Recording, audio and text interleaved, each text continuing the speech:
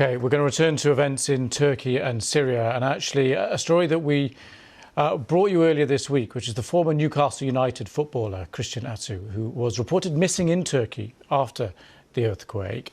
Then we were told that he'd been rescued from the rubble and taken to hospital. But in a statement, his agent now says that Christian is still missing. Well, we can speak to his partner, Claire Rupio. Claire, thank you so much for talking to us, and I'm so sorry that you're having to go through this. It's unimaginable, the not knowing. What information have you been told? Do you know anything? Well, all I know is that currently his agent is in Turkey, and he's trying to get to the place where it happened. And we know that his building has been, well, they know where the building is, and they're trying their best to rescue everybody. And they know that there are people still under the rubble, but the problem is that they don't have the equipment necessary to get them out. So yeah, so he's still missing, and we don't know where he is. Yeah. And that's just an unimaginable feeling for you to have to wake up with every day and live with at the moment.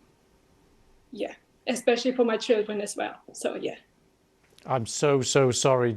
The job of trying to get information out and his whereabouts is extremely difficult, as I'm sure anyone can appreciate, given these circumstances. Do you have any hope that the information that will reach you is something that you will be able to trust? Because part of the problem is here, so many people don't know what's going on. Well, yeah. So it was quite, shocking, as you can imagine, if the club is confirming, saying that he has been found and alive and taken to hospital.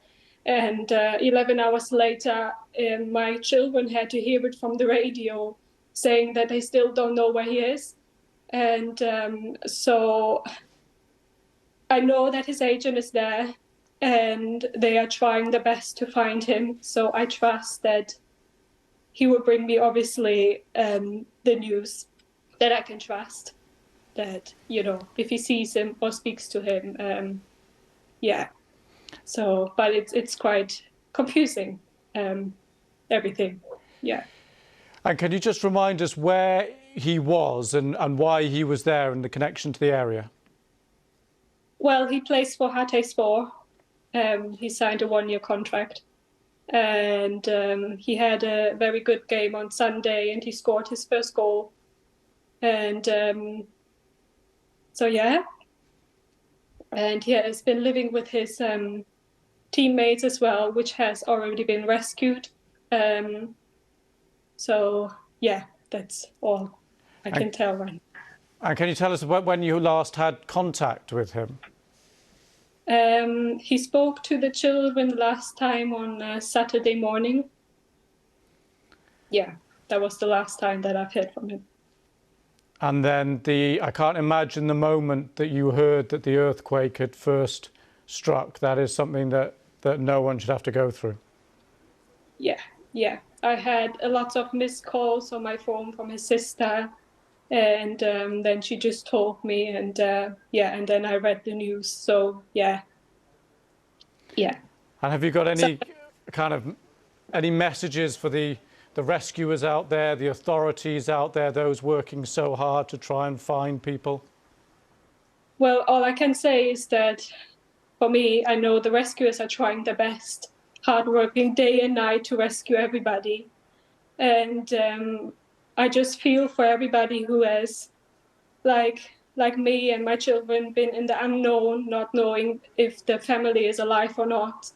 And I would just appeal for the Hatay Sport Club and the Turkish authorities and the British government to send out the equipment to get the people out that are still trapped in the rubble, especially for my partner and the father of my children as well, because they need the equipment to get them out. They can't get that deep without the equipment. So, and the time is running. So yeah. Yeah, the time is running out, but of course we have still seen dramatic rescues, people are still being pulled from the rubble. Does that give you some hope? A bit, yeah. I still pray and believe that he's alive.